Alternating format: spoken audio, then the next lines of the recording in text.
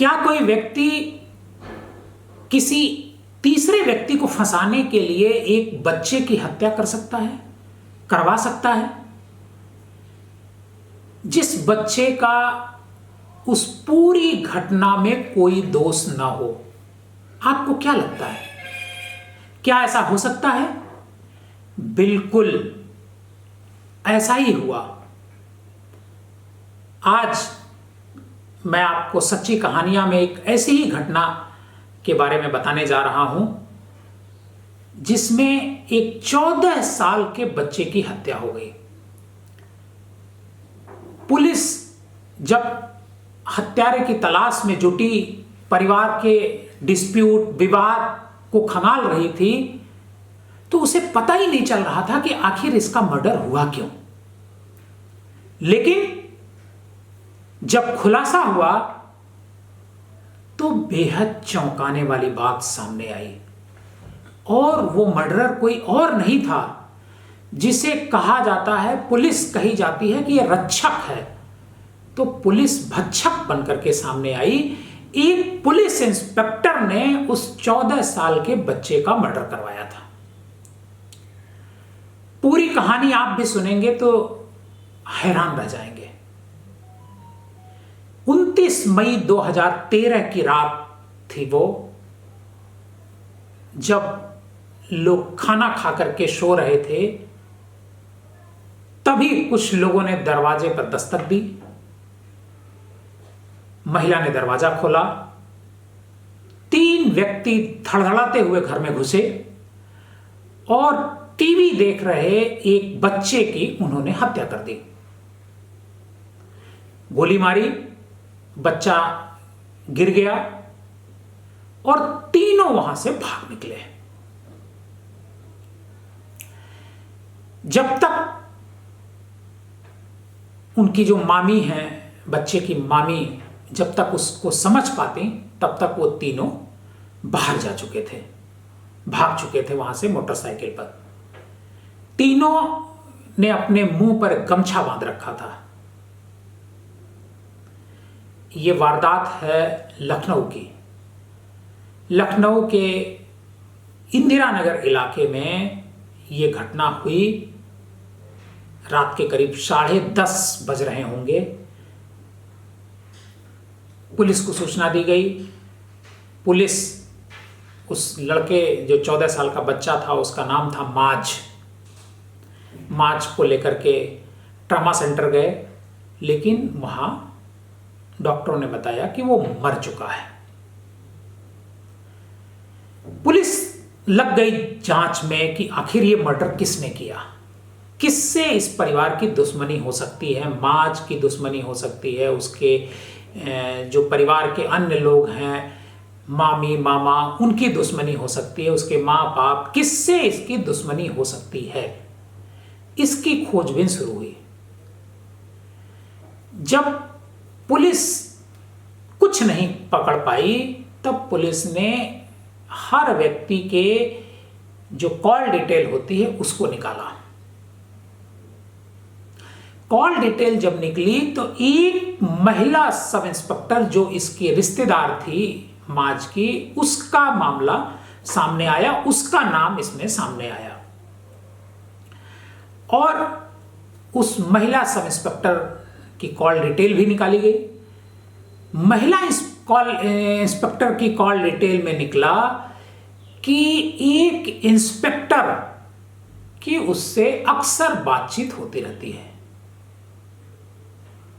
महिला से पुलिस ने पूछताछ की, उससे जुड़े और लोगों से पूछताछ की, तब भी इस बात का खुलासा नहीं हुआ। हालांकि इस पूरे केस में एक इंस्पेक्टर था, संजय राय, जो गाजीपुर का इंस्पेक्टर था, वो इस परिवार की बड़ी मदद कर रहा था, क्योंकि उसके इलाके में ही घटना हुई थी। और वो अकरम नाम के एक व्यक्ति के खिलाफ इसमें एफआईआर लिखवाना चाहता था। उसके परिवार से भी बात की कि इनके खिलाफ नामजद एफआईआर कराइए। लेकिन परिवार वालों को यकीन था, परिवार वालों को भरोसा था कि इस घटना में अकरम शामिल नहीं हो सकता है। महिला इंस्पेक्टर को भी भरोसा था, क्योंकि वो उसका रिश्तेदार थी तो वो रोज आना जाना था। जब घर वाले इस पर मुकदमा लिखाने को तैयार नहीं हुए, इस बीच जो कॉल डिटेल निकली और महिला से जो पूछताछ हुई, उसमें यह बात प्रकाश में आई कि उस महिला इंस्पेक्टर का जो ट्रेनी, अभी नौकरी नई नई लगी थी और ट्रेनिंग कर रही थी महिला सब इंस्पेक्टर की, उससे के साथ जो संजय राय है, जो गाजीपुर का इंस्पेक्टर था, वो एक तरफा प्यार उसके लिए करता था। संजय राय शादीशुदा था, लेकिन फिर भी वो उस महिला से प्यार करता था। कॉल डिटेल में पता चला कि संजय राय और जो महिला दरोगा थी, उन दोनों के बीच लंबी लंबी बातें होती थीं। महिला दरोगा उससे बातचीत करती थी। हालांकि जब पुलिस ने उससे पूछताछ की तो उसने इस बात से इनकार किया कि मेरा संजय राय से कोई ताल्लुक न है।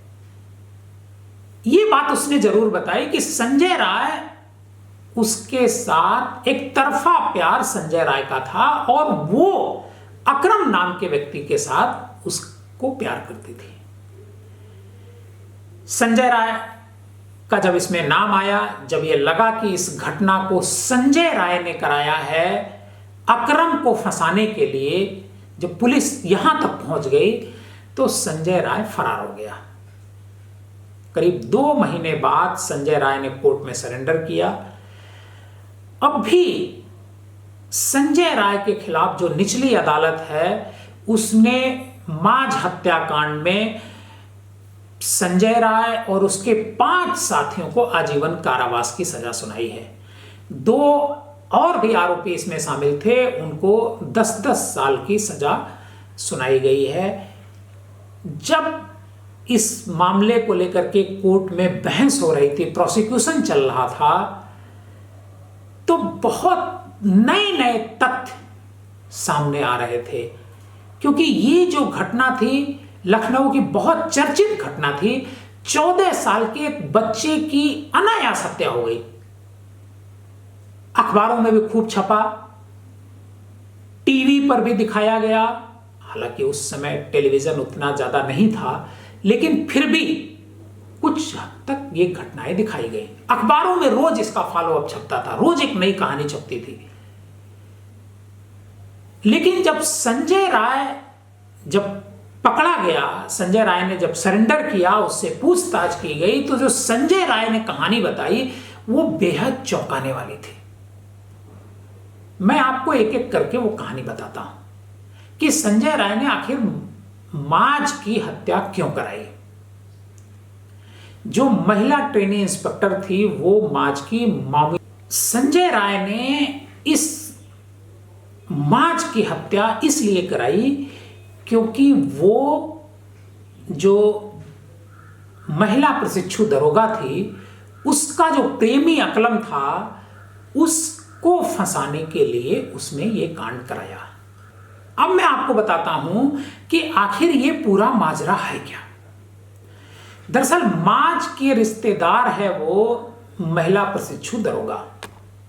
जिस महिला प्रशिक्षु दरोगा से एक तरफा प्रेम संजय राय किया करता था। संजय राय उसको फोन करता था, संजय राय उससे लंबी लंबी बातें करता था, रसीली बातें करता था, प्रेम की बातें करता था।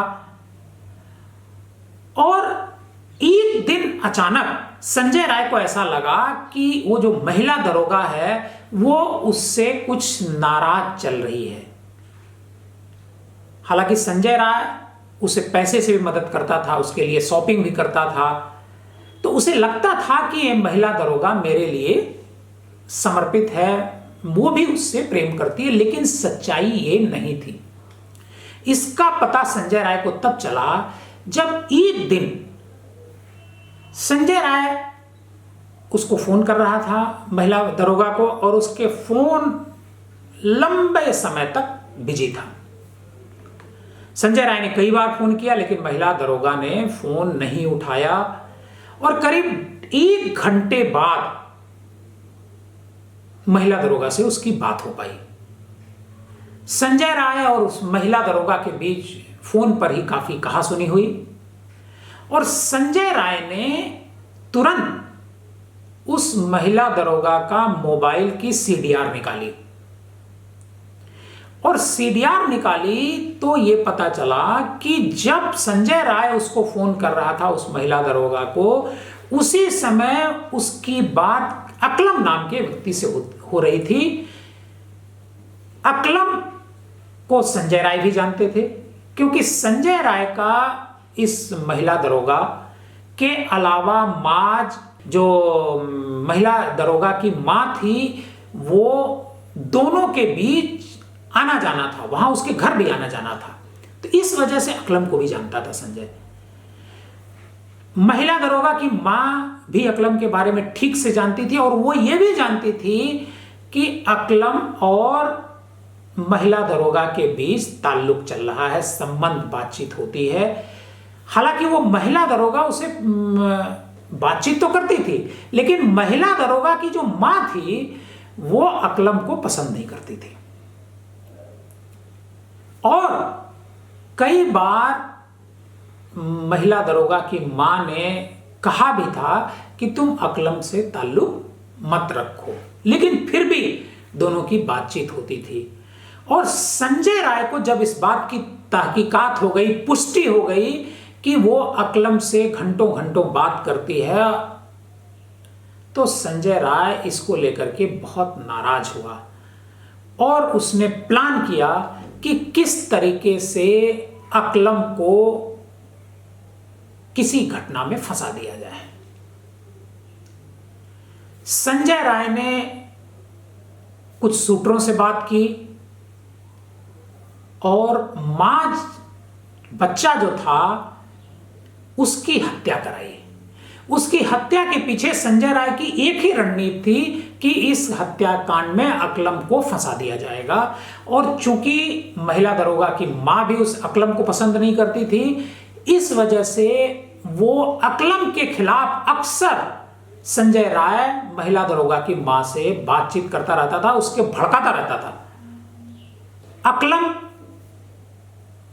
को फंसाने की इस हत्याकांड के बाद संजय राय ने बहुत कोशिशें की, लेकिन महिला दरोगा की वजह से अकलम फंस नहीं पाया। और जो बातचीत हुई, जो सीडीआर निकली, जब दरोगा की सीडीआर निकाली गई, महिला की सीडीआर निकाली गई, तब यह मामला खुला कि संजय राय जो उस समय ह्यूमन ट्रैफिकिंग में तैनात था, उसका इस पूरे मामले से लेना देना है, और उसने ये मर्डर कराया है। संजय राय ने कई बार महिला दरोगा से बातचीत भी करी, और वो कोशिश उसने की कि ये मामला सुलझ जाए, वो अकलम से बातचीत ना करे, लेकिन वो महिला बात करने ती रही, और संजय राय से बल्कि उसने कम बातचीत करना शुरू कर दिया।